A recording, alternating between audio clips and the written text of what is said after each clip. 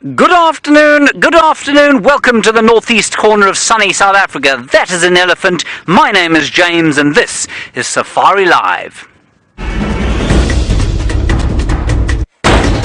Ready.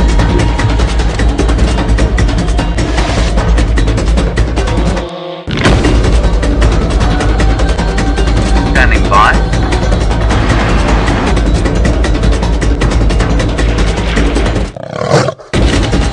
Five, 4, 3, 2, 1.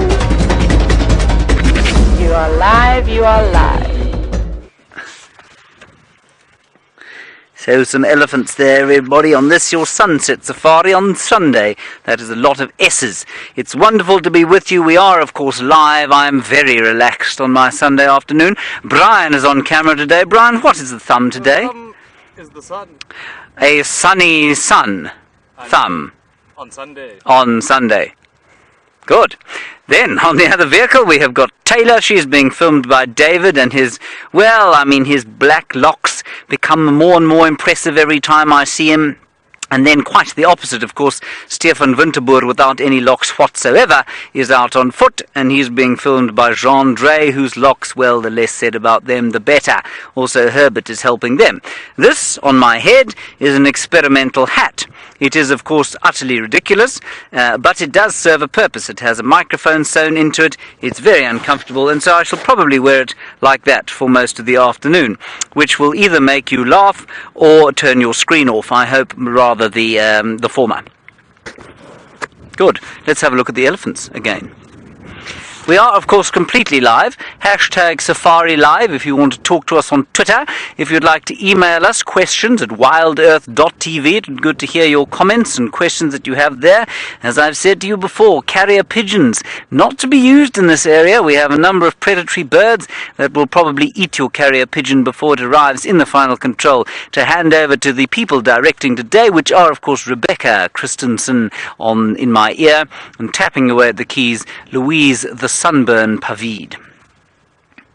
Those elephants, from what I'm told, there are lots of elephants around the place at the moment, and those ones, of course, are being particularly unconfiding. They found a piece of bush that they want to eat, and so they are not coming out to say hello to us, which, of course, is very unkind of them.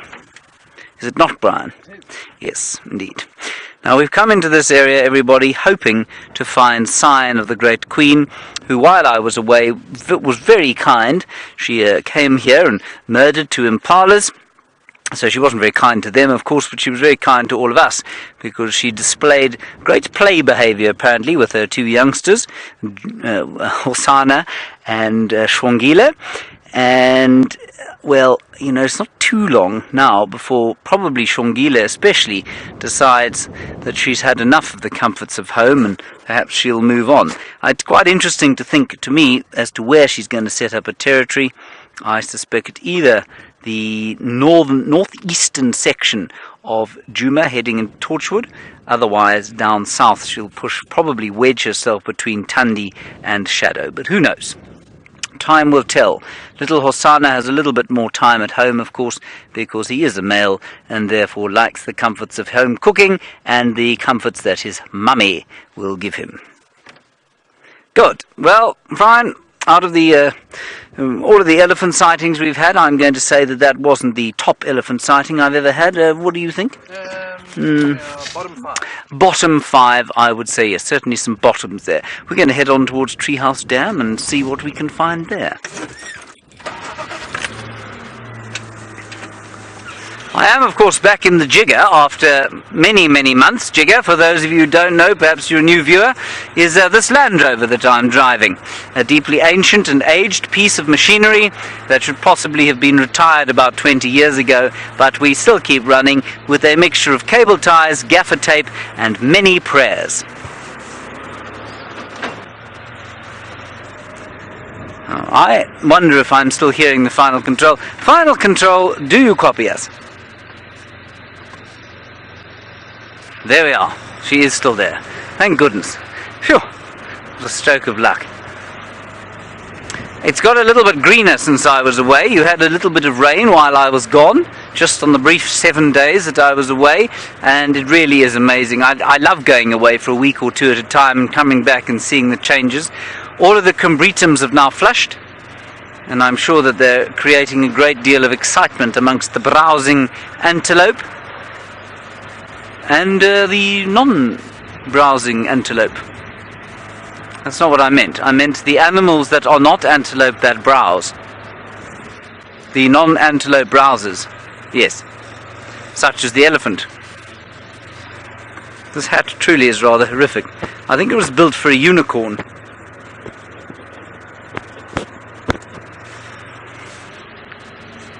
Not so bad. Not so bad. Okay, good. I don't know how Jamie managed to wear it. Anyway, I think Jean-André's final wish of creating a hat system that will hold the microphone has finally come to fruition. Great joy and rapture unforeseen. We will be having a fireside chat today, and the fireside chat will take place from 6:15 Central African time until 6:30, so 15 minutes. It will be hosted by the inimitable, elegant antelope Jamie Patterson, and we're going to be discussing the Birmingham Boys and the names thereof. Let's head across to Stefan Winterboer, find out where he's being mystic in the wilderness.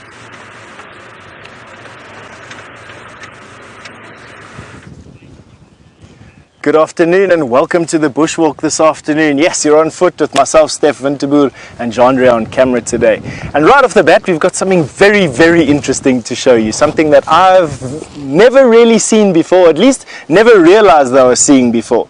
This, of course, is something that you are quite familiar with. It's a pile of dung and a pile of, and markings of some urine.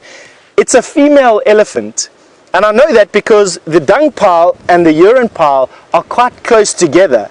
But what is interesting is I can tell from this pile of urine and this pile of dung that this elephant has recently had a baby. Have a look at what gave it away for us. This telltale blood that has basically fallen on the ground after this act. And it's even gone so far as to stain this stick. It's a little bit of mucus that's got a little bit of blood on it. And while we think that this is postnatal, so once this little elephant has been born, and we're just using basically just some deduction. We do know that elephant cows bleed for quite some time after they've had a baby, and that's because an elephant's birth canal is this really weird shape, and it's quite difficult for female elephant to have babies and to give birth, and that birthing act sometimes damages them inside, and they will bleed for quite some time after giving birth. But what's quite nice to see is we got that whole story written out for us right here. Urine, dung, blood. Quite macabre, but one thing that we have been seeing on drives for the last couple of days is a lot of baby elephant. And I don't know, elephant mothers are pregnant for 22 months. I don't quite know if there is a calving season for elephants. They do have and seem to have an increase in births in summer when there's a lot of vegetation around. But this time of the year, I think this is just one of those lucky times when we seem to have a lot of elephant herds around. Elephant herds sort of constantly have newborn babies entering into the herd, and I think this is just one of those signs that we're seeing at the moment of this gradual influx or gradual increase of baby elephant. Now that does that. We're going to carry on with our walk now, and that's what we're doing right now and right this afternoon. We're on foot. For those of you who are joining us for the first time, we are unencumbered, we are unassisted. It's just 3 of us on foot, and our plan today is to head noses into the wind and head towards our northern boundary basically. Alright, now there's a lot of tracks and sign of elephant. Just around this particular tree, we have probably 3 or 4 different species of antelope and elephant. We've got elephant, rhinoceros, let's see what else we've got over here. Giraffe, we've got impala, buffalo, wow, a lot has been here. Warthogs, impala, Now, Sierra, while we're busy looking at what tracks and signs have occurred over here, you've asked me a question. When do elephant, let's hope the branch doesn't break, when do elephant get tusks? Sierra, elephant have two different sets of tusks. They have a set of tusks that come out and start growing soon after they're born. They erupt a little bit and then they fall out, just like your teeth do, or did when you were younger.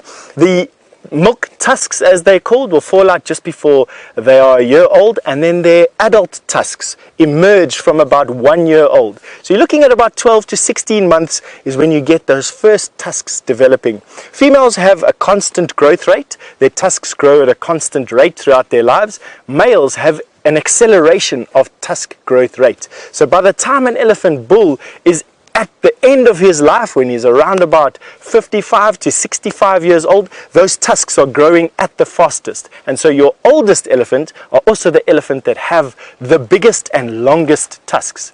And on that note, I think the South Africa and the Kruger National Park have on average the bulls with the biggest and longest and heaviest tusks of all the elephant in all the national parks that we have around here. So the biggest tusked bulls at the moment, most of them occur in the Kruger National Park. There are a few other parks of note. Amboseli has a couple of really big, that's in Kenya, has a couple of really big elephant. Some of the forest elephant that I've seen pictures of, Brent has seen one or two of them, are true giants. But it's difficult to judge how big those tusks are because they're relatively smaller bodied.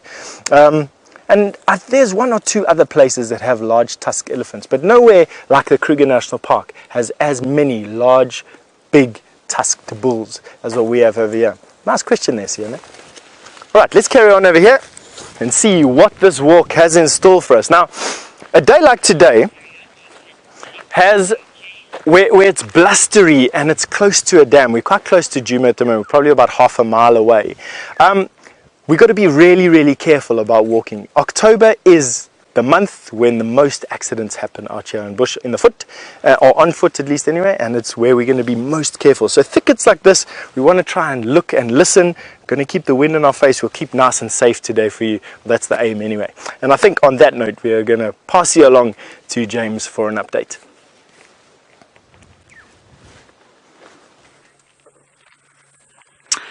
Aquila rapax, everybody. The tawny eagle is sitting in a dead tree. And I think it's quite a young one, and you can tell that from its blotchy appearance.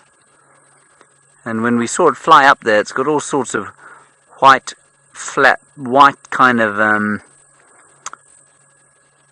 white patches on the back of its wings and on its back. Sorry everybody, I paused there because something very strange came through my ear.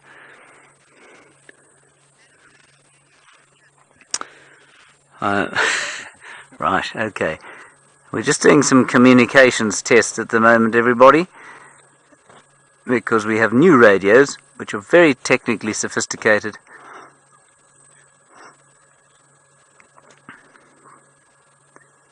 Oh, this eagle is so beautiful.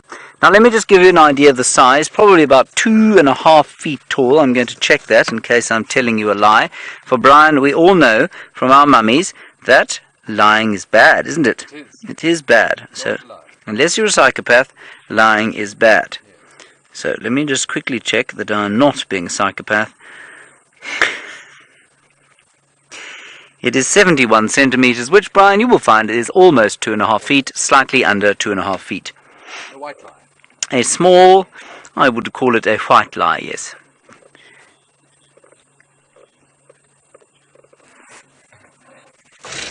I don't know what that is, Alex. I don't know which channel is Bushwalk channel. Sorry, everybody. I'm getting very difficult communications from Final Control here. Then we also have some giraffe, which I'll drive forward and show you now. And of course, the tawny eagle is largely a scavenger.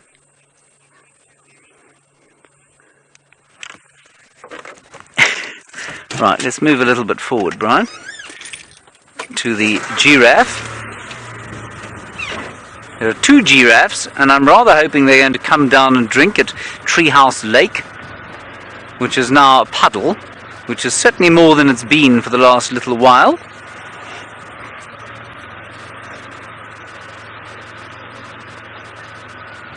Hello, young bull. How goes your Sunday?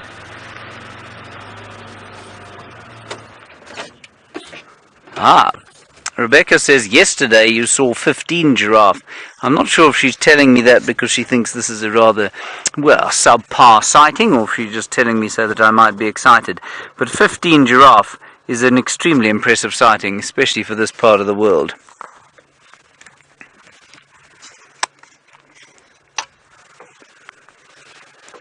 I might have to take a photograph, Brian. I quite like the grey sky in the background, don't you? Yes. Marvelous. Wonderful. Awesome. Fantastic. Incredible. Rad. Magnificent. Stupendous. Stupendiferous.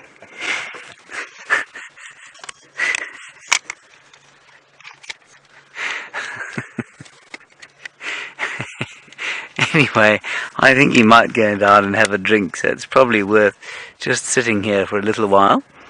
Go on, don't worry about us, we're just watching you. We're not trying to offend you in any way. Yes. Come on, be brave. Now this one is quite young. He probably stands at about, I don't know, 3 meters, Brian? 10 feet or so? Probably a bit more than that. Yeah. Maybe a little bit more than that. Anyway, he's not particularly tall yet.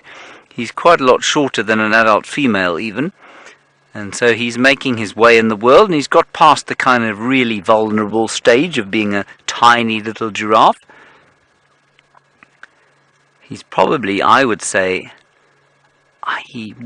maybe 18 months to 2 years old. There he goes. Now, while he's walking down, I think we should go onto the damn wall there, because I think we'll get a better view.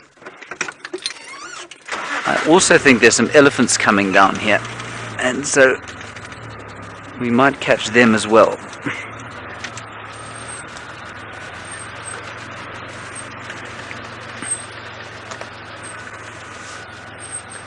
Now, I'm told that it was 38 degrees here. That's 101 degrees Fahrenheit. It was quite warm. I don't feel like it's that hot. Brian, do you think it's that warm? I'd say maybe 32. I would say around about a 32 as well, which would put us at roughly, well, almost 90, not quite.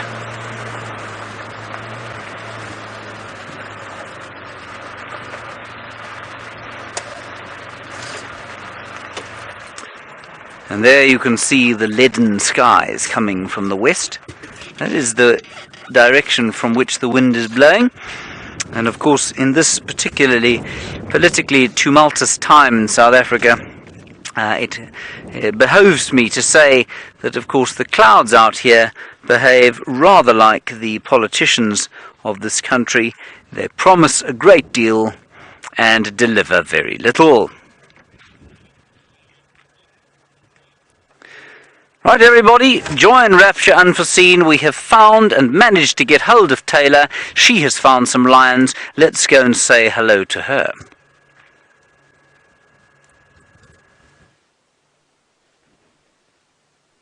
Good afternoon, everyone. Just in case you thought that perhaps I had been swallowed whole by Arathusa, I have not. We have located the Tsalala pride. And in case you've forgotten me because I've been on holiday for a few days, my name's Taylor, and on camera with me we've got David. And let's have another look at these fantastic lions. So it's great to be back at work. I've missed you all very, very much, and I'm very excited to get back into it. It feels like I have drank an energy drink today because I'm buzzing, but I think that's just because I'm so excited to be back on drive and to be back in the wonderful wilderness and not in the concrete jungle anymore. Sorry everybody, I think I may be sounding a little bit, there we go, just had to pull my hat around a little bit. I think my microphone got lost in my big mane. I think my hair's a little bit bigger than the mane that these young male lions have. Now, I don't know too much about the Tsalala pride. Jamie very kindly gave me a crash course just before I jumped into Rusty and we raced on over to Arathusa. So if you know anything special about this pride, please let me know. You can either do that by typing a comment on Twitter. You can hashtag Safari Live, or you can send us an email at questions@WildEarthTV, and I'd love to hear from you. However, something that I do know about this pride, and I'm quite excited to see, and it is a first for David and myself, is the tailless female lion who's laying in the middle of the pride. And as Jamie described her, she kind of looks like a boerboel, which is quite a big dog, and I thought that was quite funny, because I can imagine if you saw her darting through the bush and you just got the rear end of her, that's exactly what she'd look like. I believe she's quite old. You can see she does look slightly more mature. Her color's now also a little bit darker. And then, of course, to have an injury like a lost tail, I'm sure you must have battled it out with many other lions, many males that have come in and taken over various prides. Or maybe even an injury from trying to bring down a big animal. And we did see some impala that were lurking just to the east of us, which is quite exciting. But they seem to have moved off now. I'm just looking over my shoulder. I can't see them anymore. Maybe they got wind of the lions. The wind is swirling slightly, which is great for us as well, because we're hoping for a thunderstorm.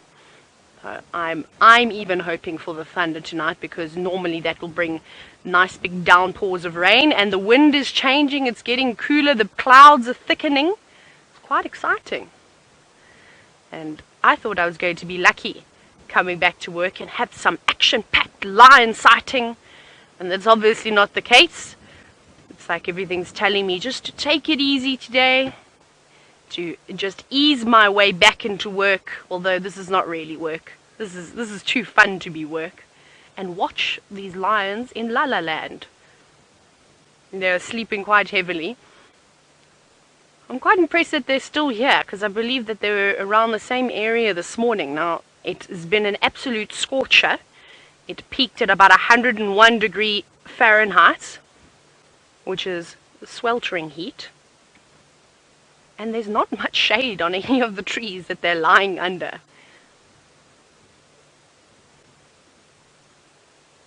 It's getting very dark all of a sudden. Hey, David, don't you think? Right. While I see what else is going to happen with these lions, we're going to sit here for a little bit. Let's go back to James, who's got the tallest of the African mammals.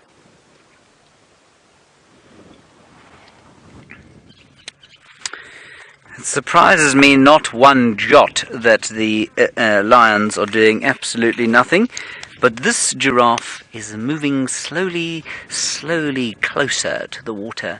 They are very indecisive. They are very nervous drinkers. Unlike many of the people that I know who are not nervous about drinking in the slightest.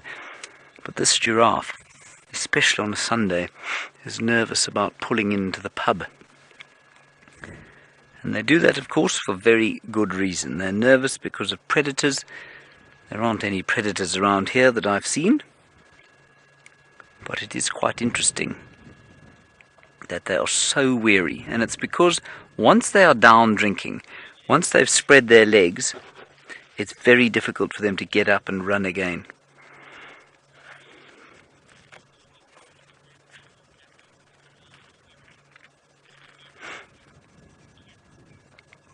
Hello, Kim.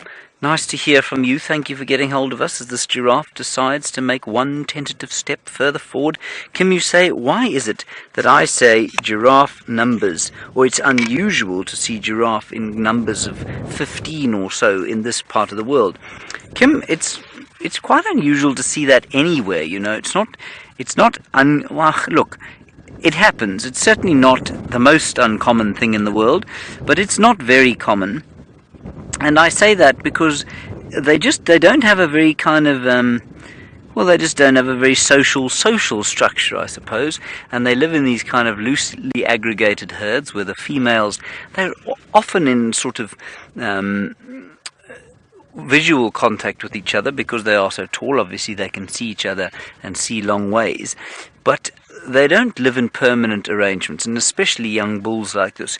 So when you see an aggregation of 15 or so, it's very seldom, in fact it's almost never, this is also very typical, come close to the water, turn around and go away again, then turn around and decide.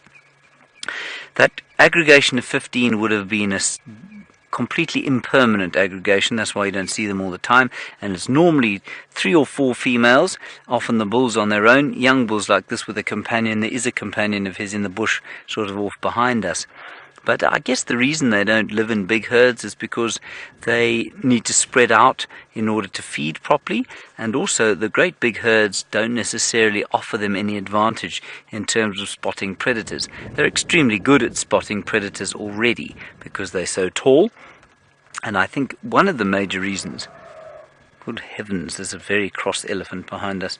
I think we'll wait here a little bit longer and see if they don't come down. But one of the reasons, Kim, is that giraffe inspire a response in many of the trees that they eat to increase tannin numbers. So if you have tannin amounts. So if you have a huge herd of giraffe all feeding in one area, all of the trees in that area will very quickly become totally unpalatable. And so it's not always to their advantage to be in a big group. So I would say those are some of the reasons that giraffe are not always in very big groups. Come on, don't be so indecisive.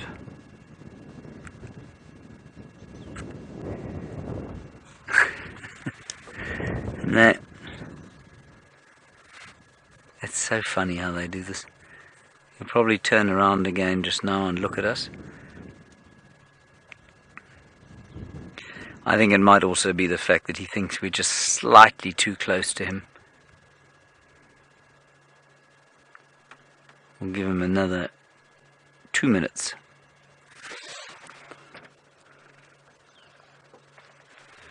There are zebra all over the place, buffalo, I've seen a few of them. We'll go and have a look at them shortly.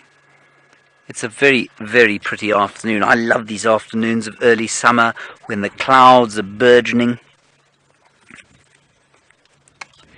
And as I speak of zebra, before we can show you ours, let's head across to Stefan Winterboer, who's found some of his. I don't know if he's wrangling them. I think he's probably just looking at them.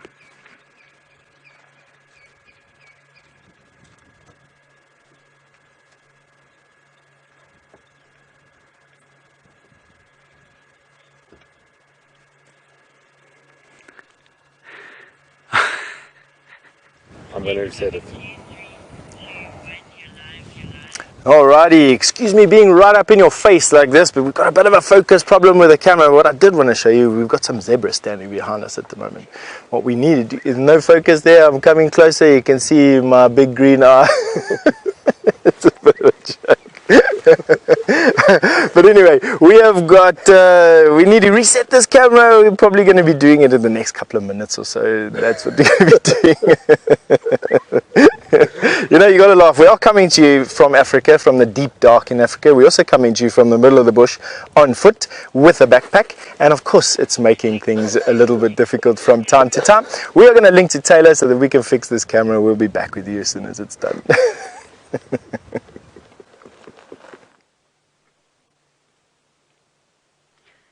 So David and I have been having a discussion as to how on earth do you tell that these scraggly looking lions, or 3 of them, are actually males. And I know that there's probably a few of you who have just tuned into Safari Live for the first time, so welcome if you have. So I'm going to start with the basics here. Now I know for the old viewers you know this timelessly, and you could probably tell the difference between a male and a female lion better than I can. But let's give the newcomers a little go. Now these are young male lions. There's 3 of them in this pride. They're about, I wouldn't say more than about 2.5 years old. Now if you look just behind their ears, you can see some fluffy hair. Can you see that in the wind? It's moving around quite nicely. Now from as young as about 6 months, they already start to develop a bit of a mane. It's not quite much. They just look a little, their heads look a bit bulkier than the females. And that mane starts to develop first on their chest, and then it starts to develop around behind their ears, which we can see now. And it would be really nice if he would roll over. Oh, he understands English. Thank you, Mr. Young Lion. He so kindly rolled over for us. You can see how the hair sort of just under his chin is quite long. So that's where it starts growing first, and then it creeps around to the ears and eventually forms a bit of a mohawk for a year or so of their life. It looks like they haven't brushed their hair, and it also looks like that awkward sort of schoolboy cut that I'm sure some of you would have had to endure, unfortunately, during your years of school. So that is the easiest way. Now, if we look at a female, let's go to the tailless female. Now, it's quite difficult to tell the difference between the male and female now in size, because these young males are basically the same size as this adult female. You can sort of see that if they stand up, that would be really nice, and you can really be able to differentiate between their sizes. Now, the female just doesn't have a mane. However, I saw something interesting. Just before I stopped guiding normally, I met a wonderful South African family, and they'd been to Zimbabwe, and they showed me a photo of a female that had a mane. How bizarre is that? Now, I'll see if I can maybe try and dig up that photo. I'll try and get hold of those guests and see if they can't possibly send it to me. That was the most bizarre thing I've ever seen in my life. Now, that's obviously very uncommon, and I'm not sure what would cause that, if she maybe just had a bit too much testosterone in her body. But you can see no hair, no long hair around the chest. And like I said, that's the first place that it starts to develop. So if you're in doubt, have a look around there, and then you should be able to tell quite nicely. They look quite fat. From what I can see, their stomachs are distended, so I wonder what they've been eating. It'd actually be quite nice to see the 5 of them on a prowl, on a hunt. I reckon it could be quite entertaining. I think it would be quite frustrating, though, for the old tailless lioness, as she's got the most experience in this pride. And I think she'll be having to do a lot of the hard work. Whereas these males, I think they've been out on their own a bit, so I'm sure that they would have been able to have picked up a few techniques along the way on hunting and how to bring down the animals. But I know that when the boys are hungry and when they're young, they become very, very impatient. And this can obviously ruin a hunt. I'm sure you've seen that time and time again, where if you are not patient, and it's the same thing with sitting with the animals and waiting for them to get up, well then, you're not going to do anything. And I'd love to hear from some of you. Everybody seems to be very quiet today. Has nobody got any questions for me? If you're wondering about my holiday, it wasn't very adventurous. Like I said, I was in the concrete jungle, which was not as glamorous as it sounds. I'd much rather spend my days out here in the bush. And I hope that we get to see it. Like I said, I hope we get to see a thunderstorm tonight. Can we have a look at the clouds? It's quite nice with that dead tree. See how the clouds are coming over now. I know I've taken our attention off the lines, but I promise they're not doing anything too interesting. You can see all those clouds almost becoming one now. It's like it's coming in from... Looks like, where are the clouds going? Which direction are they moving? They seem pretty static at the moment. But like I said, the temperature's dropping, and that's good for us. And as long as they keep thickening and keep dropping in height, and hopefully we'll see a few cumulonimbus clouds building up as well. Can I actually show you something? Darby, can you see those beautiful crepuscular rays? I'm just going to turn around. Look at that now. This is some of my favorite light that creeps through the clouds. Look at that. Can you see those lovely rays of light just creeping in all the little crevices of the clouds? And I think it could be quite a special sunset tonight. Hopefully it doesn't thicken up too much, so we still get a bit of light. But I think these clouds would look quite beautiful with some orange and reds reflecting off of them. That would be really nice. So we're actually at Arathusa airstrip, so you can see the little windsock blowing in the wind over there. We're just off here, so I'm pretty sure these lions have not been well rested today, with perhaps all the aeroplanes that have been landing and taking off all the time. Oh, sorry, I'm being harassed by a fly now. As you can see, nothing much has happened. Oh, except one of the young males has raised his leg. Sorry, I'm swatting away, and I apologize if I hit my hat and make a noise with my microphone, but I'm being attacked by a fly. Go away. Be gone. Right, now I'm going to stay with these lions because I'm determined to see them doing something other than sleeping. And while we do that, let's go to Steph, who is on foot.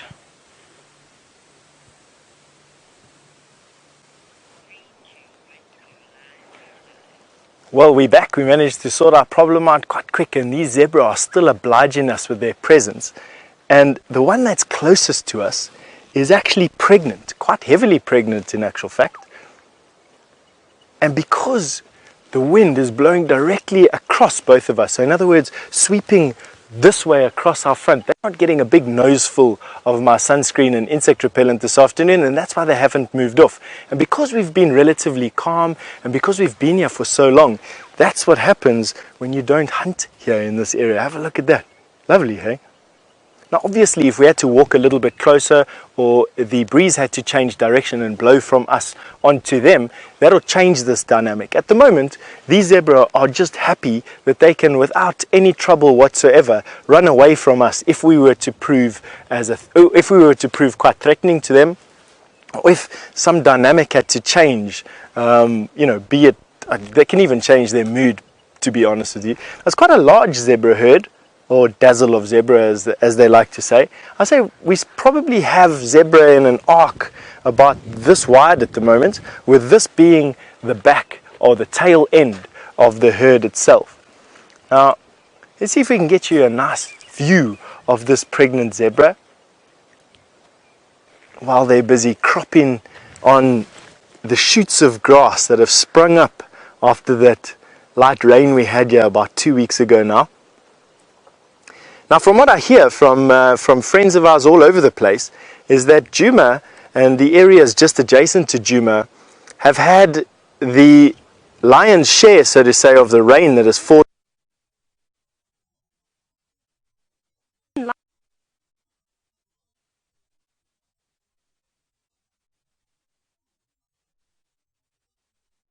That's been snoring, well, just started snoring a few moments ago. But I think with all the wind that's blowing at the moment, it might be quite difficult for you to see. Now, a lot of the game drives, all the rangers have just started coming out now. See, normal game drive is at 4 o'clock. So I don't think we're going to be able to stay here for too much longer. But perhaps if they get up to something interesting, we can always maybe come back a little bit later once everyone's had a turn. Remember, there's guests from all over the world who have flown a far way to come and see these amazing creatures for themselves. But lucky for you, you get to watch them every single day. And we hope to all meet you at some point if you come out and visit us. You can see them panting a bit there, it's quite hot.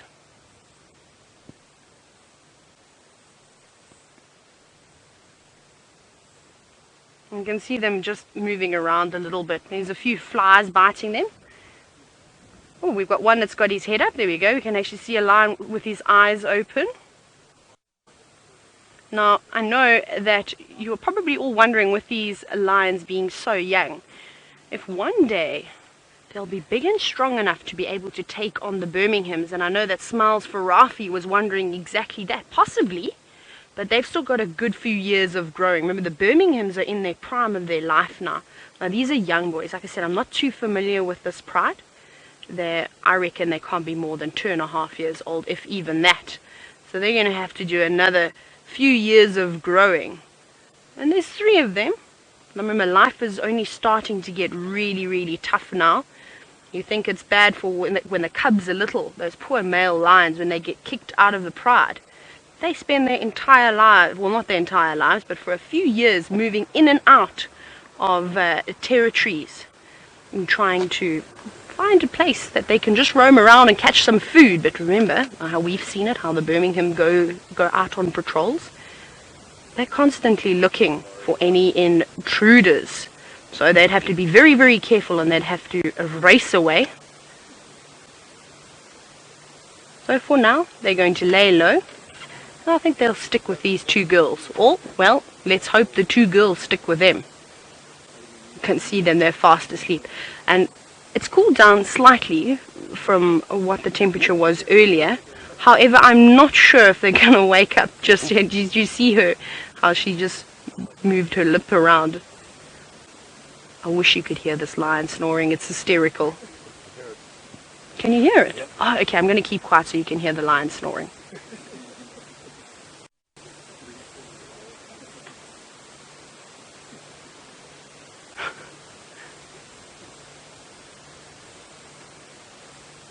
You're going to have to crank up the volume to it. It's quite soft, but it's really funny. It's not that male. I think it could be the male. The one on the left. So we're just trying to work out which one is the one that's snoring. That way. I think it's the one laying on his back, the one that was listening to me when I was talking to him earlier. I suspect that it's him. Oh, he's gone quiet. I think he's gone a bit embarrassed.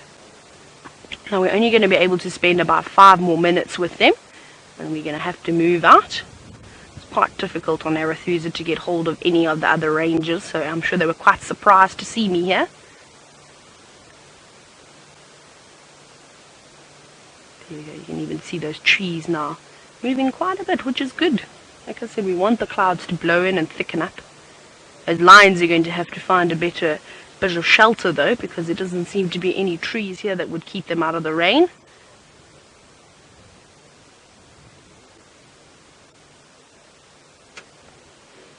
And they haven't barely moved. Only thing that's really moving at the moment occasionally is their ears and their tails when they're swatting the flies, and then of course their bellies as they're breathing quite deeply.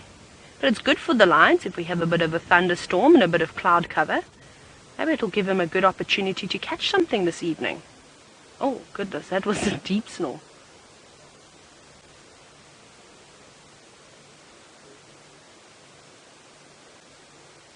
You often see those lions laying with their legs up like that.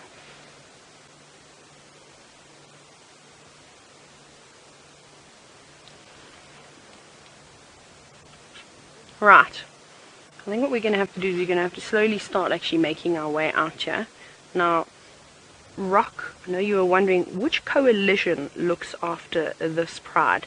Now, it's funny that you say that, but there's actually some young males in this pride. There are 3 young males. This one that we're looking at is an older female. She's got no tail. She's known as the tailless female. And then we've got 3 boys. So the one scattered up highest on the termite mound.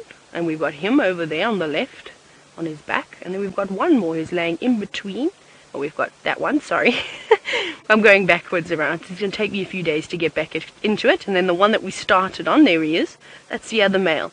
So, Rock, at the moment, these lions are moving in between territories, trying to just keep away from the Birmingham boys, who are the dominant male lions in this area.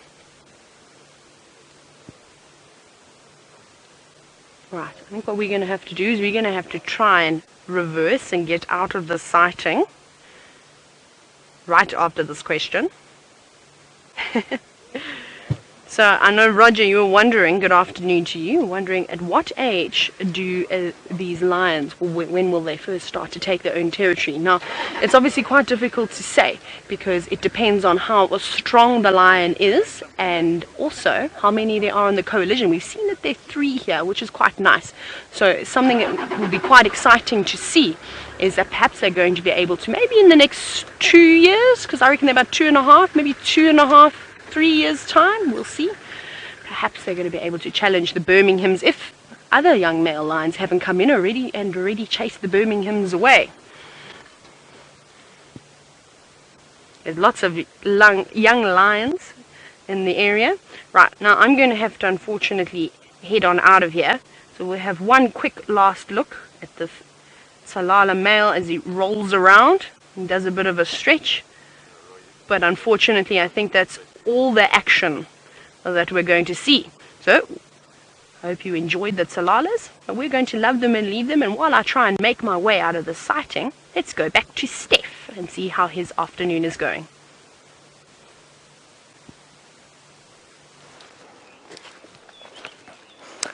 You catch us just taking a nice stroll through what will be, in a couple of months' time, basically a swampy area, or an area that will be covered in water. And what we're walking on at the moment is exactly that contact zone. That zone between the water, where the water has seeped into the ground during rainstorms, or will seep into the ground in terms of, in wishful thinking terms, and then hits a clay layer that lies underneath these hills, or the underlying clay here, and then gets squashed out. It's called a seep line.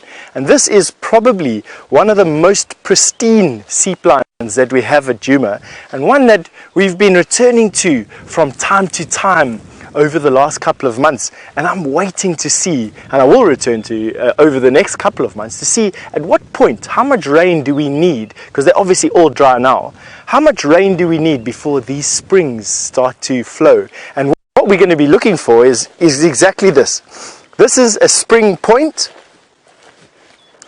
and in summertime, when we come back to this area, probably I would imagine January, February, somewhere around there, this area here will have a flow of water. So not only will it be a pool here, but if you had to scoop the water, you will see that the flow would be out of this bank here. There will be a flow of water coming out of this bank, and will then flow over the surface for a little bit, not too much, probably until that tree that you see there.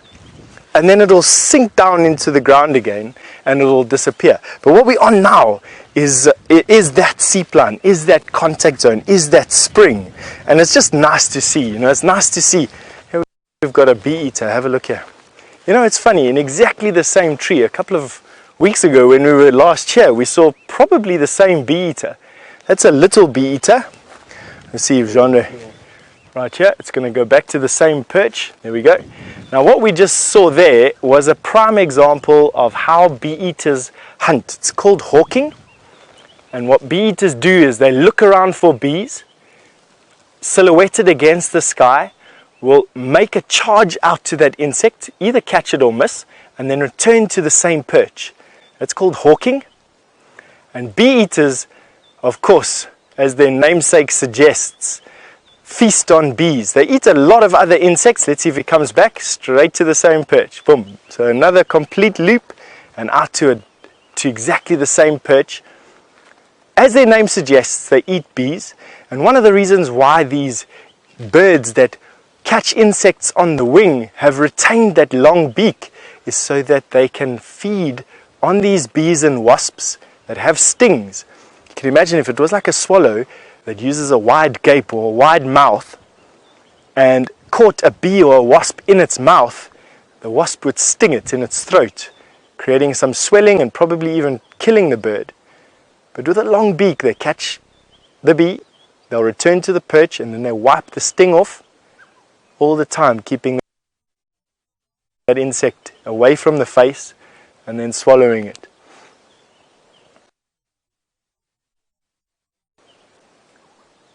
One of the more successful birds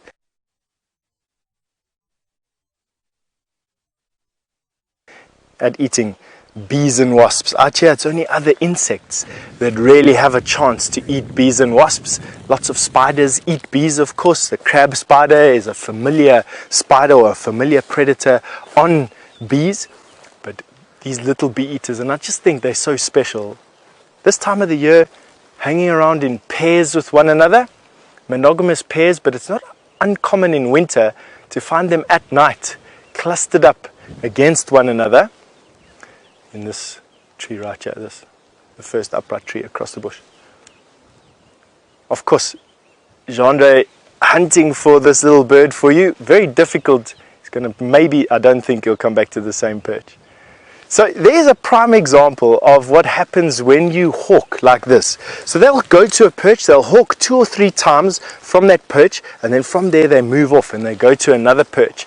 And let's see if we can get closer to them. They will be nesting in a clay bank somewhere close by.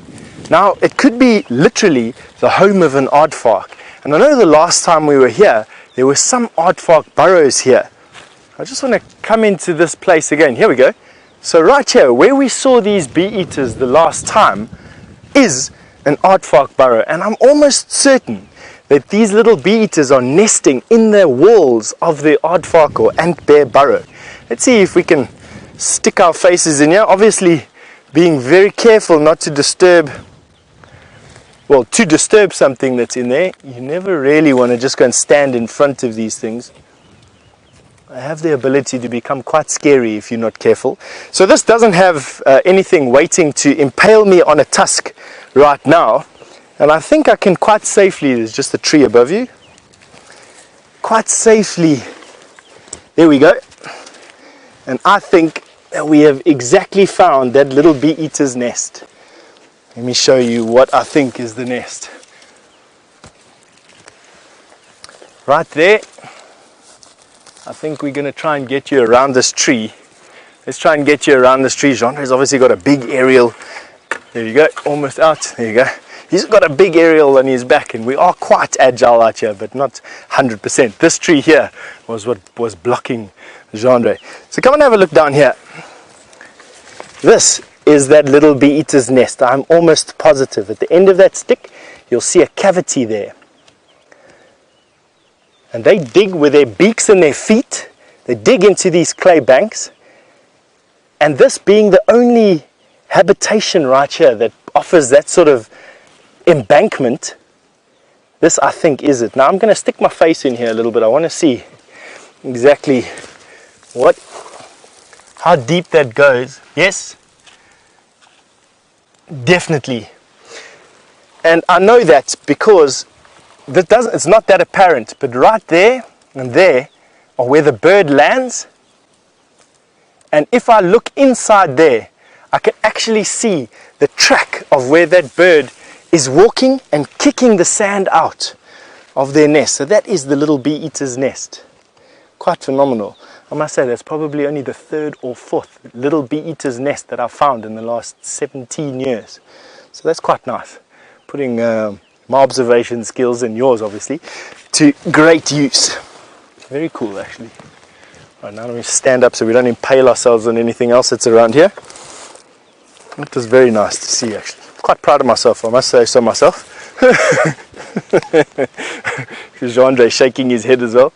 Oh, there's some rain. Come and look here.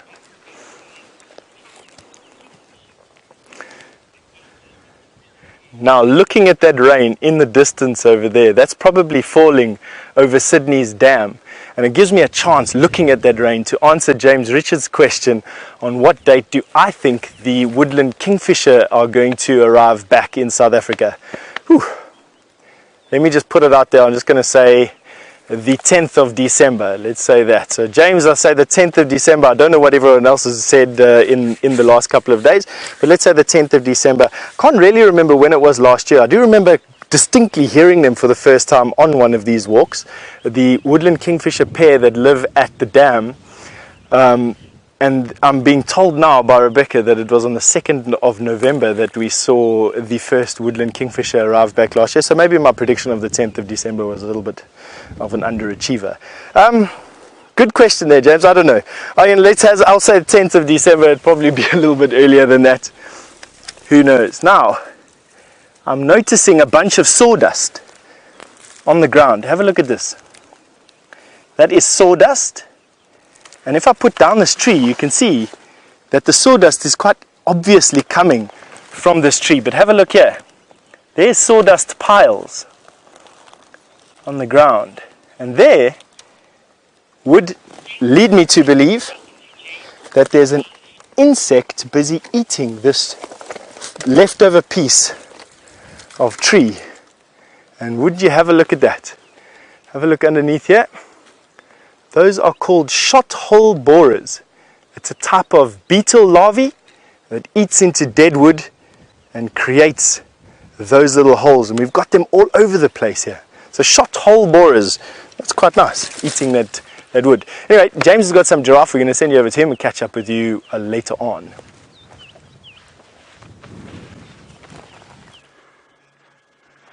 These giraffe are not happy with each other. They're having a bit of a sparring match, everybody. Cage fighting here at Treehouse Dam. Oh, that was dramatic, wasn't it, Brian? It was a really dramatic headbutt going on there. They are having a bit of a sparring time, everyone. There we go. You can. It has been more exciting than that, I promise. Anyway, while we wait for them to get going, we want to know about the woodland kingfisher, and I must reiterate, it's not a woodland kingfisher, singular woodland in kingfisher, there. Last year we had it the 16th of November. James Richard thought it might come back on the eve of my 40th birthday, which of course will be on Friday or Saturday, but I don't think it's going to do that. My guess is going to be same as last year, maybe 2 days earlier. I'm going to go with the 14th of November. No, I'm not. I'm going to go with the 7th of November, which is my brother's birthday. My brother doesn't know what a woodland kingfisher is, but still. Chip purr, Brian.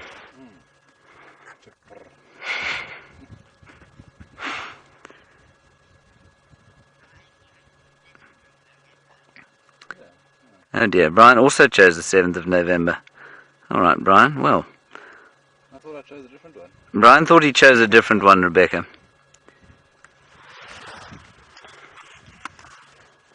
And that giraffe is now fueling himself on some guarri bush.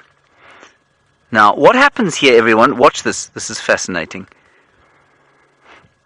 Often, yep, I knew that was going to happen.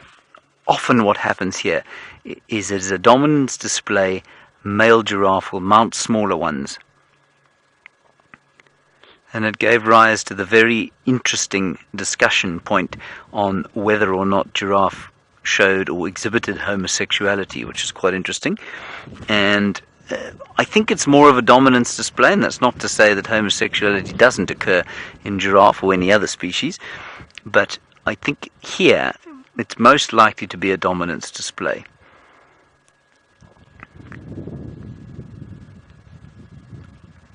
Especially as the one is very clearly bigger than the other. But the little one started this fight. He came up to the bigger one and started flapping his head towards the bigger one.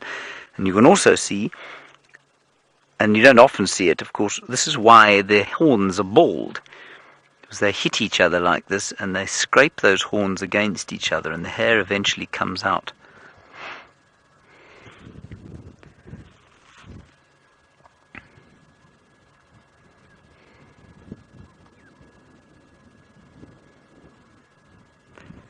You might just be able to pick up a little bit of wind blowing in. There has been some rain off to the west. We've seen it sort of dripping out of the sky, the lines of moisture falling.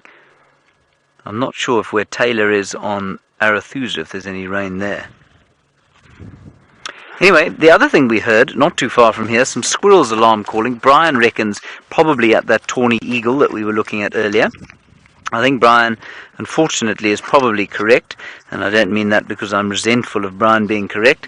I mean that because I rather hoped that Karula might be around. But we're going to go and just do a little loop. There are two roads on either side of the drainage line that feeds from Treehouse Dam. We're going to do a loop on either of them, on each of them, and see if we can't find the Great Queen.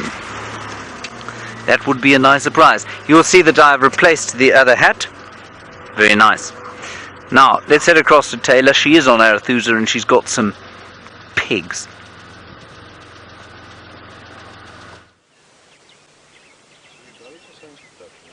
Mm-hmm.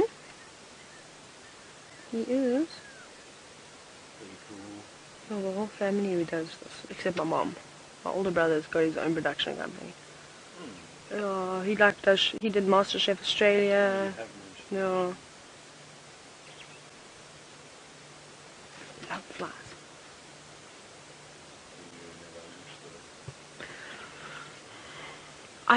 Yeah, but I thought like I'd be able to do something like this after I've been guiding for like 10 years. So like I didn't even think.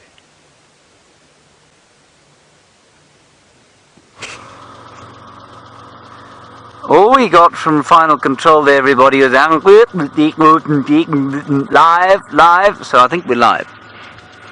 Hello, everybody. We're live again. There was a lilac-breasted roller in bad light that I'm not going to show you. The reason I stopped to look at it was because Brent Leo Smith saw a broad-billed roller. I think it was this morning. Was it this morning or yesterday? Yesterday. And, well, I'd quite like to see a broad-billed roller again. I think I've seen one in my time. Now, this is the drainage line to the side of us here, where the squirrels were shouting in consternation.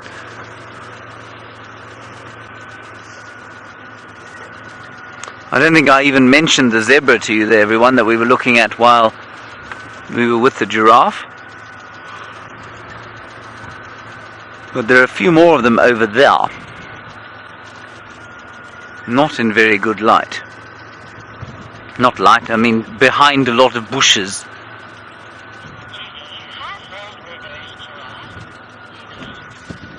Hello, Debbie. You want to know how old those giraffe were? Debbie, those giraffe, I think the younger one was probably just under 2 years old. Let's say 2 years old, and the bigger one probably about 3.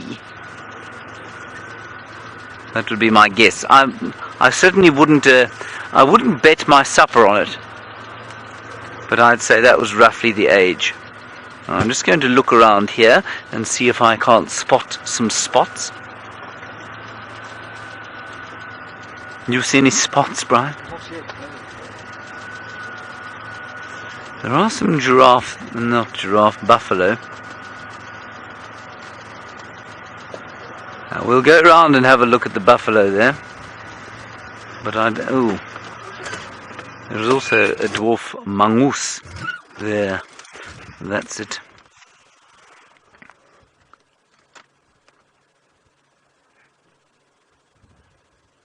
Oh, look at this. Now, I have been reading a fascinating book lent to me by Louise Pavid called The Bonobo and the Atheist. And it's largely about sort of empathy and altruism and morality in our own species and whether it occurs in other species. And this guy reckons, Frans de Waal is the author, he reckons that this kind of principle of empathy, which is or not necessarily empathy, but social bonding and doing favors for others, if you like, which is what was going on there, is a really, really important part of how animals maintain social bonds and hierarchical structures. And increasingly, it's being found that what they do, there's a buffalo in front of us. What they do is they do that kind of grooming after there's been some kind of spat or disagreement, and that's to sort of make up with each other, which I think is just fascinating.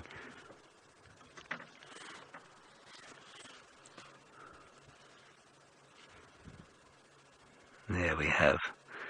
I think this is a small breeding herd, or is it just bulls? I think it's just bulls, actually.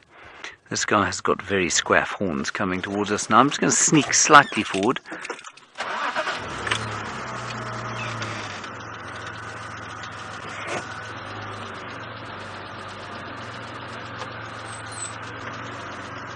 Now, it is a little breeding herd. A very little breeding herd.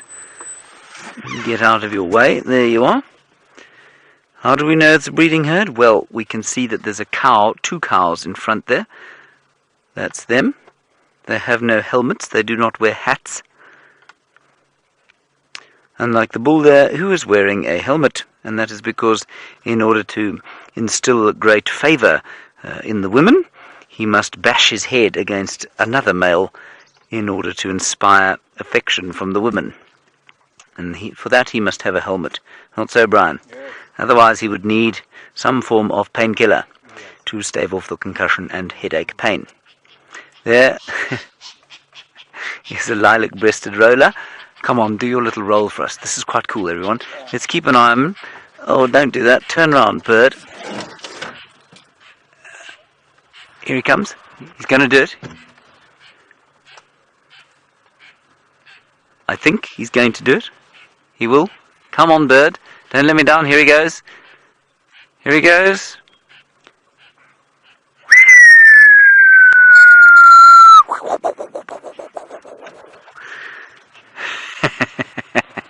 That is so cool.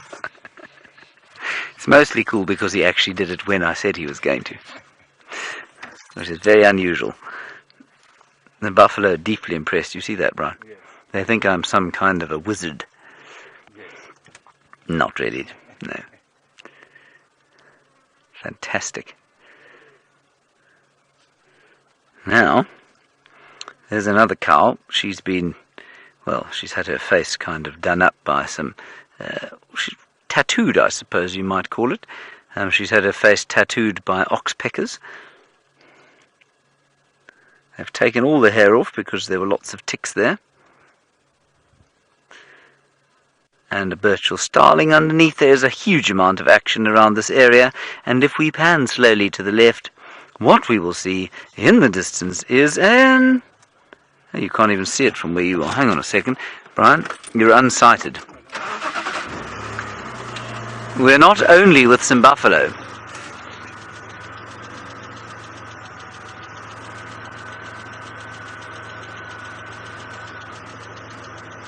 We are also in the presence of an elephant bull. And there he is.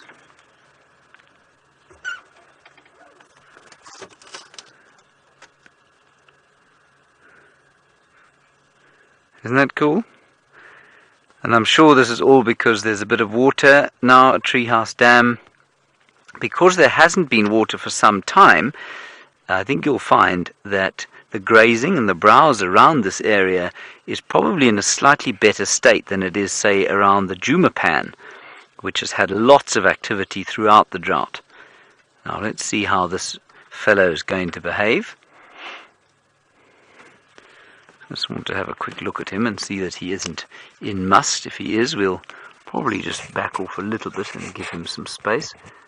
Elephants do like to use the road. And when you're that size, well, things just generally get out of your way.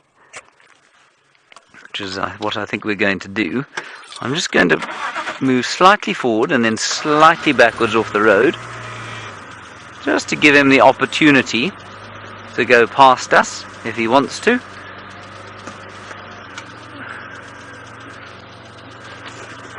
And I see the buffalo getting out of his way very quickly.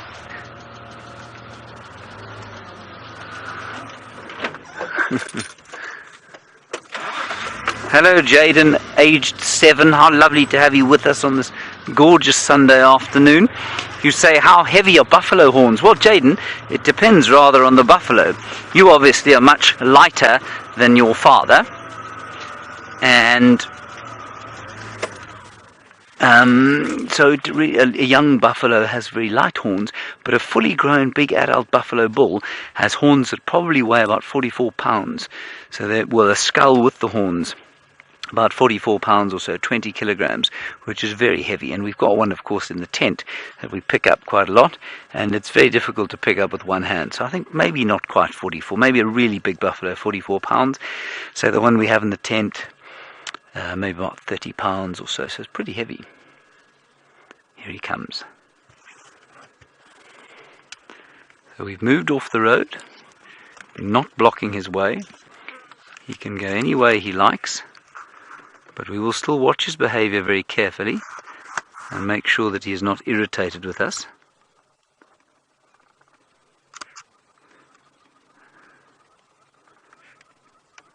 Yeah, he doesn't look particularly happy. I don't want to push this fellow. He's not very old. He's probably about 30. Which, of course, as we know, Brian, a young buck in comparison with some of us who are shortly to achieve our 5th decade. I moved off the road for him for no reason. But also, you know what I've noticed is that we've had a little bit of rain, we've had the spring, and look at his condition. This elephant has picked up condition. I mean, I don't know him, I don't know him specifically, I don't think, but he looks in good nick. And the elephants were starting to look very ropey at one stage.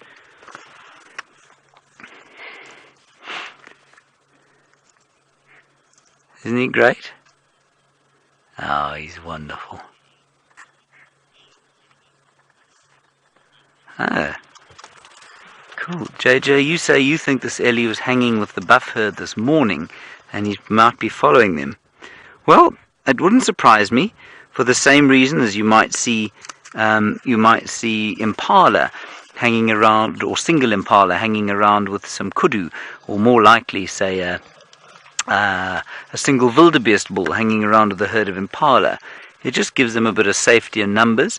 I think they like the company too, you know. They're not always entirely solitary animals, elephant bulls. They do sometimes live in groups, and I think they sometimes like to live in groups.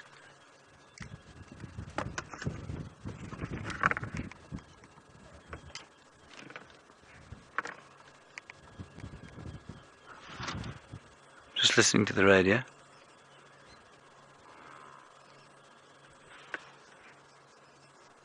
No, don't think it's anything. Oh dear. There we are. On we go.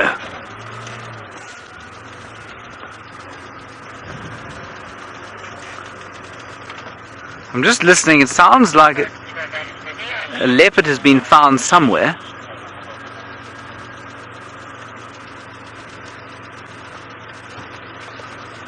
Oh.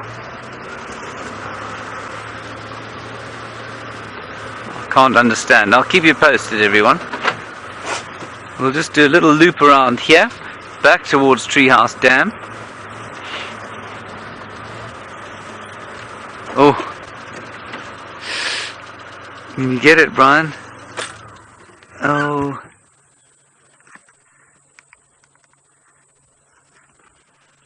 Oh, there it is.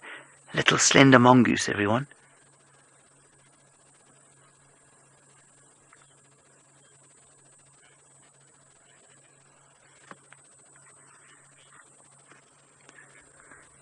Come on. Come on.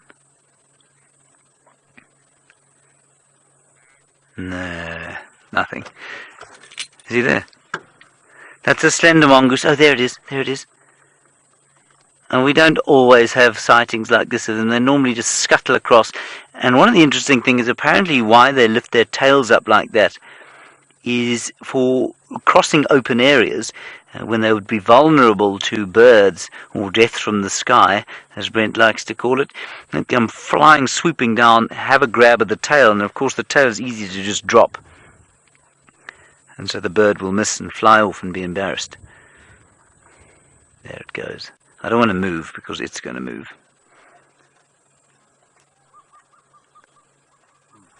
Marvellous. Right. On we go.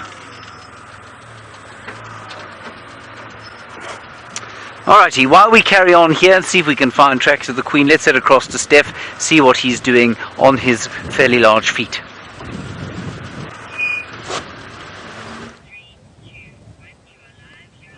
And here you are looking at the middle of a very rotten marula tree.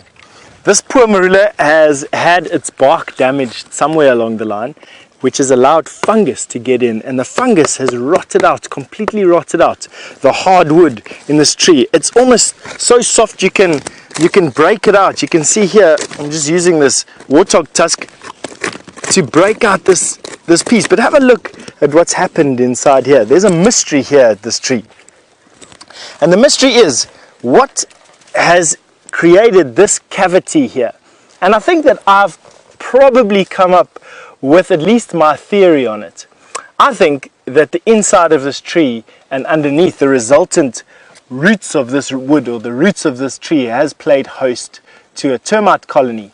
And what I think has happened here is an ant bear has dug in here, dug in under the ground, excavated the termite colony, and then left. And part of the tunnel's roof has collapsed, which has allowed us this unique sort of view into the tunnel, or at least where the tunnel was, at the base of this ancient marula tree. But just have a look at the havoc that fungus and borer beetles, all those bits and pieces of sand basically, is the leftover chewings of the beetle larvae that sometimes live in these marula trees for 10, 15, 20 years even. Some species of borer beetles can live inside these trees, just the rotting away. Now, it's just a matter of time before this tree falls over. Now, although it's still growing, it's still alive. It's only alive because the transport vessels, the xylem and the phloem vessels that transport nutrients made in the leaves down through the tree and water and minerals from the roots up to the leaves,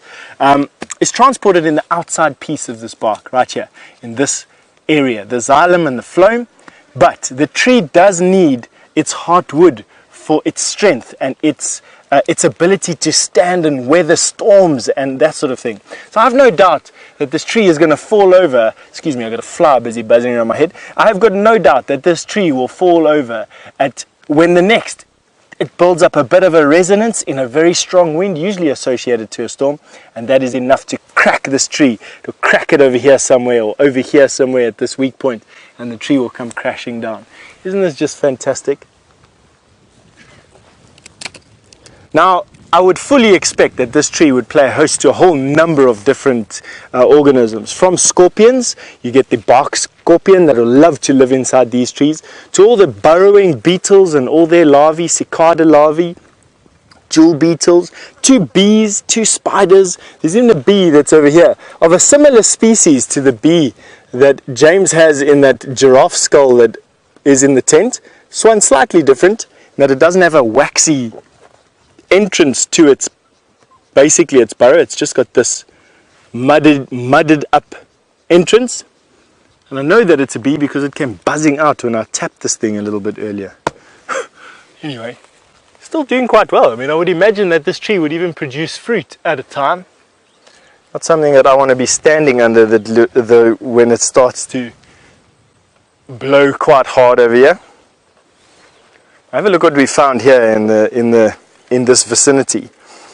We actually found these two things separate from one another. This is obviously the left top piece of the jaw of a female warthog. So it would have been the top of the jaw, it would have been this part of the face right here of the warthog. And it gives us a unique ability to have a look at a little bit of the palate. That's the palate. Some of the molars. And then this massive incisor that can come out and give us a chance to look inside basically the tooth's canal and then fit that in there like a puzzle. And it gives you an idea of how strongly seated, now I've got to try and see, I wasn't very good at puzzles, but there we go. Gives you an idea of how strongly seated the tusk is. Have a look at that. Have a look at the massive amount of bone that is on the top there, obviously to give it that strength that it needs when it's fighting. It obviously fights with these tusks. It'll hook up with the tusks, hook up, and it needs all the strength of that calcification and that bone in there to give the tooth its strength. It's just absolutely phenomenal. I mean, even now you could probably dig a fair-sized hole with this thing. Excavate some roots if you need to. I mean, I'm no aardvark, but it definitely is digging with very much ease. Amazing. Warthog tusks. Now it's these tusks, them and the associated bottom tusks, that give you the problem when warthogs come out and aggressively attack you. Now obviously we all approach, you saw me approach a warthog den or an aardvark burrow with some caution, and it's because of these tusks. So the warthog will come dashing out of we can use this as an example. The warthog will be living inside there. Usually they reverse into their tunnels, presenting the outside with their tusks. So the warthog would rest backside into the hole with its front side presented to the world, and obviously enabling that warthog to come dashing out. Now they've got an incredibly strong neck. What they do is they come dashing out and they slice with their tusks. Oh, hang on, I'm coming undone here. All my paraphernalia. Oopsie, now I've broken it. Oops. Anyway, they come out with their tusks first, and they come at about this level, and that warthog will aim to slash here with the tusks. And you can imagine what a warthog would do if it had to slash open this part of your leg. You've got a lot of important arteries. You've got the one big one, your femoral artery, that runs on the inside of the legs, and bang bang slash as it comes out. Obviously for leopard that would be the face of the leopard or the face of the lion. I must say, apart from humans, it's not a very clever strategy. To be honest with you, warthogs get caught by leopard and lion so often that I would imagine that this sort of reverse in tusks out strategy needs to be amended a little bit. They don't seem to be particularly able to escape leopard or lion attentions like this. But nevertheless, it gives you an idea of exactly how strong that is. I just find it amazing. Warthog tusks. I've also been playing with a piece of root as well. two pieces of root in actual fact. These both come from an elephant excavation. Let me put this in my pocket. I'll give it to James a bit later. And these are two pieces of combretum root that have come out of the ground over here. That's the skinny one. This is the slightly larger one. And I just want to show you that you can use roots over here to tie branches. Now, one of the best knots that you can use for this sort of thing is a knot called a hitch. And you can take it over and over. So you make a cross. Cross through there. There's the cross. There's the cross. And then you take the tail end and you stick it between the cross. There. And then you tighten up everything. And that gives you an incredibly strong knot as long as you have tension on it. Now have a look at how much force I can generate with this root without it breaking. There we go. I mean, that was me weighing about 150 pounds, or feels like 150 million kilograms after my weekend of heavy eating this weekend. And that was just a skinny root like that. Can you imagine what we'd be able to do with a slightly thicker one like this? Well, we're going to be linking to James and an elephant soon, so I'm going to carry on with my rope. You'll probably disappear in the next couple of seconds. In any case, just to give you an idea.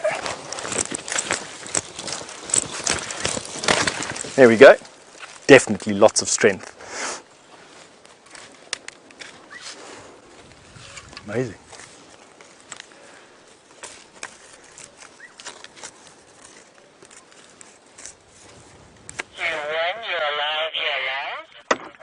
Hello everybody, sorry we're having communications issues here. Everything seems to be semi-open. Right, let's see if that sorts the problem out. Okay, there we are. Elephant herd at Twin Dams, a little bit of rain coming out of the sky. The elephants are quite close but very peaceful, which is a good thing with the close elephants, don't you find, Brian? Peace is a good thing. There they have been throwing mud upon themselves, or sand. Oh, and in the background, the red-chested cuckoo.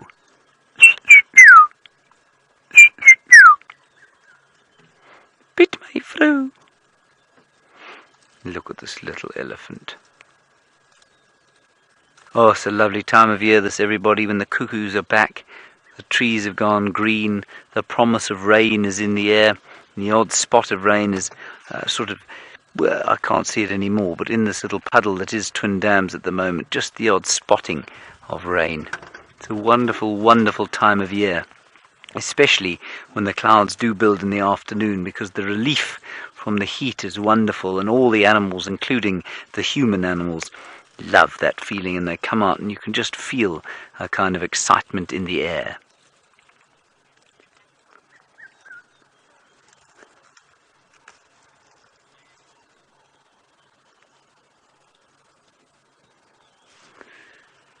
Just wonderful stuff. I'm going to sneak slightly forward so that we can get a better view of that little elephant. Hold on, Brian.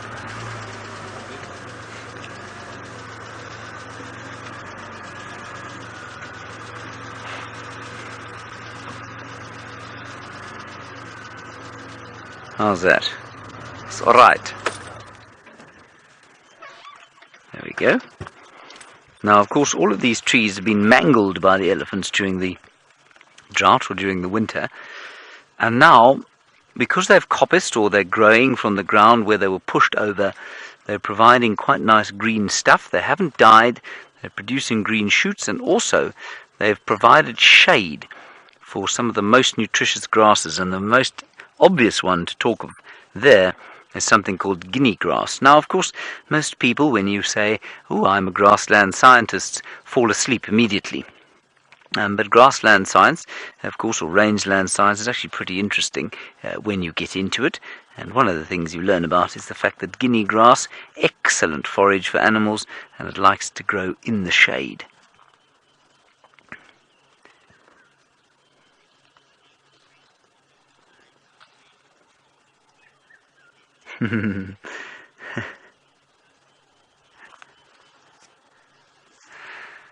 Hello, Gracie, aged 9.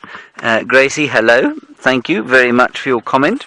You say, did Jamie tell me about the fact that you all saw a very newborn elephant and it fell over and its mother and its aunt picked it up and helped it up, and you say it filled your heart with joy? You know why it filled your heart with joy? It's the same reason, well, for one of the same reasons that we were talking about those mongoose a little bit earlier. It's because we feel what we call empathy, Gracie, which is a sense of we don't like to see other things suffering unless we're mad, and there's some mad people, but most of us hate to see other things suffering, and that's why it filled your heart with joy. And it's the same reason that that older elephant and her aunt went down to help the little one. It must have been a very special experience to see that, and I'm sorry I didn't see it with you. Oh, our elephants have moved off. Let's reverse a little bit.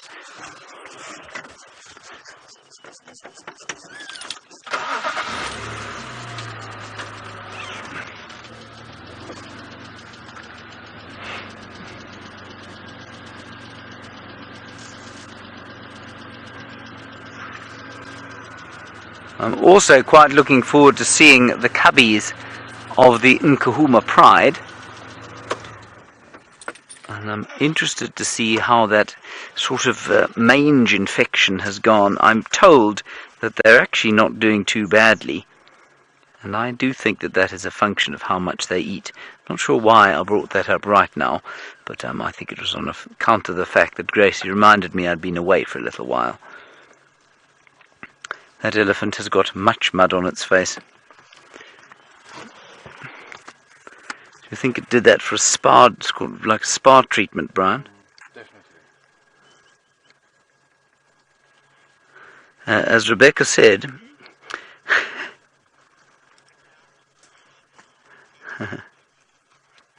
hello, kitty kitty bang bang.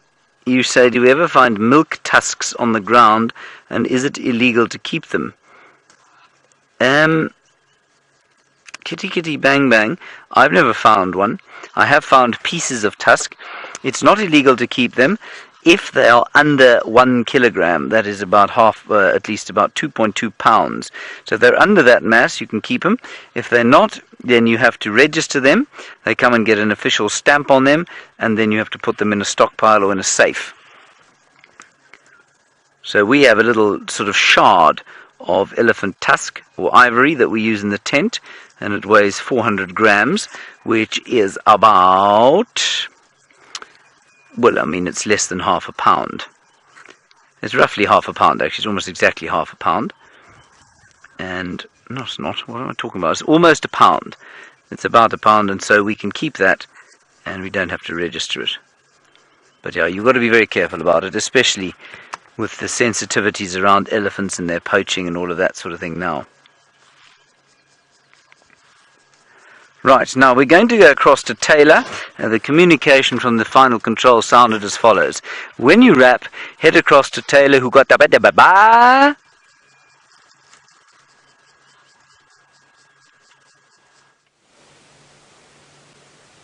I'm back with a vengeance, but having a little bit of technical difficulty, but we got that all sorted now, and we've come and had a look at the dam in front of Taylor Lodge, and we've found an array of animals, and this female buffalo, as you can see, being one of them. She looks heavily pregnant. You can see her stomach is quite round, and you can see all the oxpeckers bobbing on top of her head. Now I'm hoping she's going to go in and give us a little bit of a roll around. She moved away from the bigger pan of water. Now you can see she's ankle deep in the mud, and if she is heavily pregnant, which it looks like she is, I think it would be quite nice for her to have a nice little cool down in some mud. It must be exhausting carrying around that big baby and that belly of hers. There she. Now considering the drought that we've been having, I think she looks very plump for it to just be a grass baby. I think there's definitely something else inside there. Now, the oxpeckers often take full advantage when the animals come down to have a drink as well. Maybe we'll even get to, we can actually, if you look on its nose, there's an oxpecker that was reaching down to drink. There we go, it's jumped to our side. And that's what they like to do, is as well as eating all the parasites, as you can see that they're doing on the buffalo and the various types of animals, they also will latch on, because they've got a really amazing foot structure, and we like to commonly call them clingers, where they'll cling onto the side of an animal and then dangle off and have a drink. Now you can see all their beaks are open quite a bit, so they are quite hot, trying to cool themselves down. It'll be quite nice if we can see them having a little drink. It's quite comical to see them dangling upside down and taking a sip. One day I will get the perfect photo of a oxpecker utilizing, and I'd like it to be a buffalo, drinking. That would be quite nice, don't you think? I do, and if that day does come, remember to take screenshots. You can see them all nibbling away, lots and lots. Now, it's unusual that this buffalo is on her own. I don't even see another buffalo in sight. I've even been trying to listen to perhaps see if the others aren't in the distance, but it doesn't sound like that. Now, normally buffalo will just give birth in the middle of the herd, unlike the impala and the kudu and the bushbuck and the waterbuck that will sort of separate themselves and go and give birth. They normally just do it right there in amongst the herd, and then hopefully the herd is either grazing or resting, and then that little one will get an opportunity to get onto its feet and then be able to carry on moving off with the herd. Now, this is quite silly, of course, for the buffalo. Not that I think she's chosen to be on her own on purpose, because if there's a lion around, well, she's going to be in trouble. She's got nobody to come back and help her, and her horns aren't as big as a male's. And she's not as strong as a big male buffalo. She doesn't quite weigh as much. She probably weighs between 500 and 600 kilograms, whereas a big male can weigh up to 800 kilograms. Now she's done, so she didn't opt to have a nice little roll around in the mud. She's moving off. Perhaps she's had her drink now. She's not dehydrated anymore. And she's going to go away. There go the oxpeckers. There's lots of birds around here as well.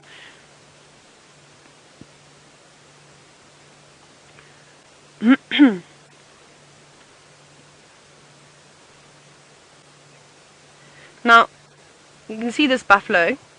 She's looking slightly thin. Not too bad though. I mean, her hips are exposed slightly, and that's why I also think that she's heavily pregnant, because of that round stomach. That the two don't really go together. She's listening. She's looking back. Perhaps she has heard something in the distance.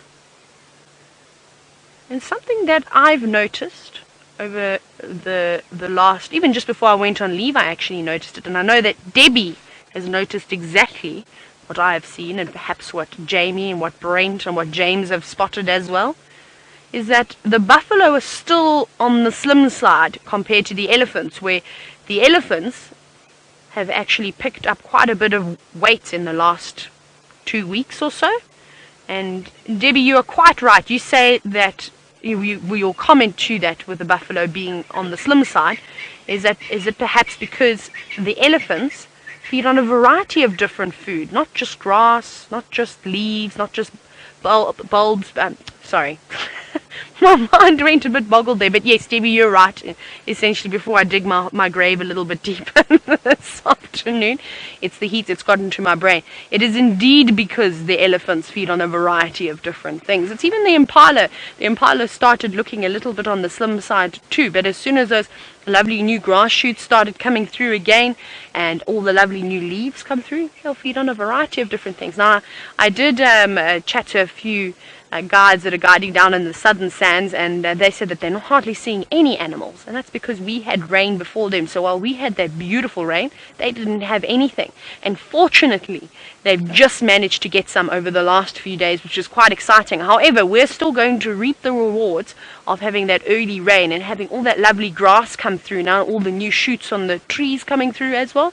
And I suspect that the animals are only going to start to head back south again in maybe a few weeks or so, when all that grass has come through. See, are my birds still here? I think there's quite a few. Have a look. Let's have another look at the dam. I want to just show you, there's an Egyptian goose. There's two Egyptian geese actually. You can see one at the water.